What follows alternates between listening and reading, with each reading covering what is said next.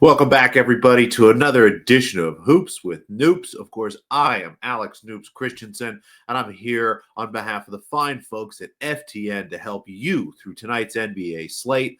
Of course, make sure you're signed up for FTN. You see a ticker down there at the bottom for a little bit of a discount code, access to all our tools, models, articles. There's extra videos, and of course, the FTN Discord, where there is constant conversation between handicappers, between members, a lot of really great stuff going on in there, and you get access to everything as quickly as possible. It's always a good time to sign up for FTN.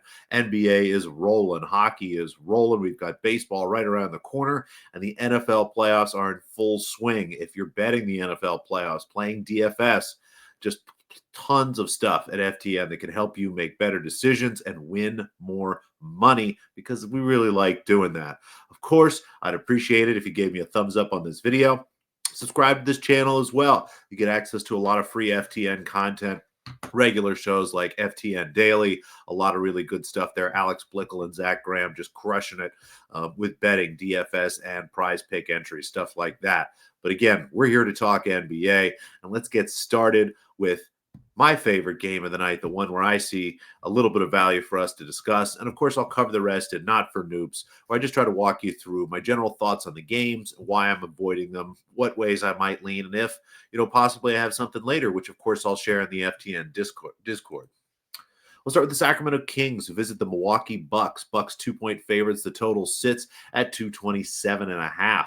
Your Sacramento Kings just ripping through the last part of the season. Since firing Coach Mike Brown, they've won 7 games in a row with Doug Christie at the helm. It just helps to have a new voice in the locker room. A lot of times coaches continue to use a lot of the same messaging, and it just doesn't really seem to land with players after a certain period of time. Yes, the Sacramento Kings, still the same team, still overall a fundamentally flawed group, but playing better basketball. We'll see how long it continues. It might just keep rolling on. Who knows? Maybe they'll win 10, 11 games in a row, but tonight's going to be really tough for them. It's the final game of a road trip, which is always tough for teams. You have the most fatigue that you can at this point from traveling and having to go from city to city, and you're looking ahead to going home, so maybe a little bit of distraction there. They're also going to be missing Malik Monk, the best shooter on the team, and a really important player for this matchup, where you've got a Milwaukee Bucks team that is built around having Brook Lopez and Giannis Antetokounmpo near the basket, protecting the rim pretty much at all times. With less shooting on the floor, there's less reason for them to get stretched out beyond the arc. Yes, I know Giannis and Brook don't guard Malik Monk per se, but if he's open, they're going to have to get out on him. Other players move around. Again, it just creates a lot of extra space on the floor for the Kings. And it's just going to be rough tonight, which is why I like the Milwaukee Bucks here. They're laying just 2 points. I make this game closer to 5. And like I said, the matchup should be very good for them. I think the Kings will struggle to find space on the floor without their best shooter. I think also what Monk does for them, he's pretty much their main source of offense when the backups come onto the floor. He has been starting, but they use him as the lead guard in those second units, and they've really struggled in games he's missed. So without the bench scoring, it's going to be tough. Teams generally, when they beat the Bucks, they do it with a lot of three-point shooting. Again, stretch the floor out, get Giannis and Brook Lopez away from the basket.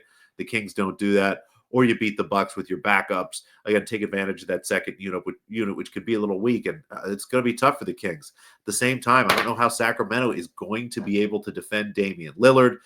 Keon Ellis can do a nice job, but he's really the only guy on the team with a chance, and there's nobody that's going to stop Giannis tonight from getting to the basket. So I like the Bucks. I'm going to lay the 2 points here. I know I'm not the biggest Glenn Rivers fan. That is always concerning, having to put my money on a guy who's just really limited at the end of games and when it comes to decision making. But 2 best players on the floor at home, going against a team missing a very important player in Malik Monk.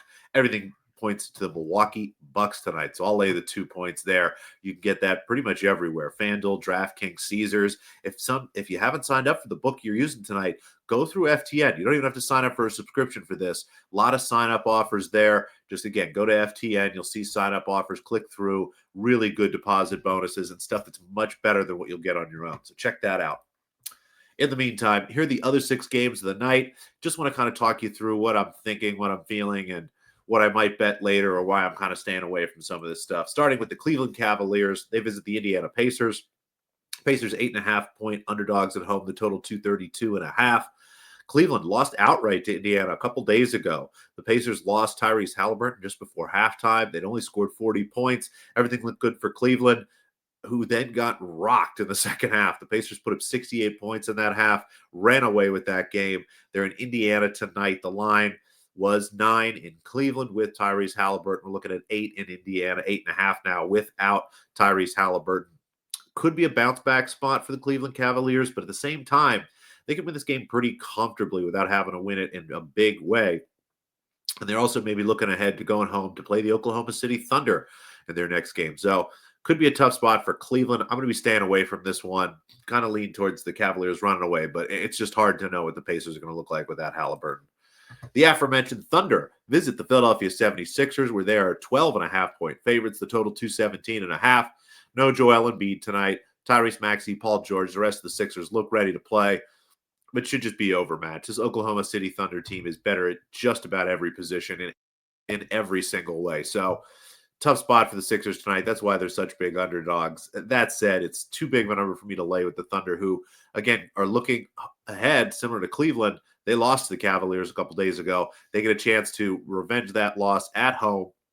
So, maybe the Thunder here are a little distracted. We'll see what the Sixers can do. They've really just been awful. I mean, losing games as favorites, struggling to cover any sort of number. So it's hard for me to back them, but definitely not taking Oklahoma City. Happy to skip this game.